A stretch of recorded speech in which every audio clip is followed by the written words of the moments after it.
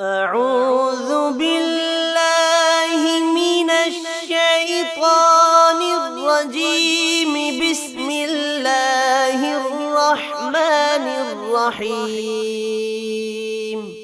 القارعة ما القارعة وما أدراك ما القارعة يوم يكون الناس كالفراش المبثوث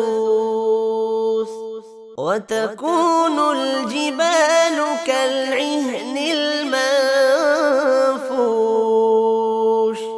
فأما من ثقلت موازينه فهو في عيشة راضية وأما من خفت موازينه فأمه هاوية وما أدراك ما هي نار حامية.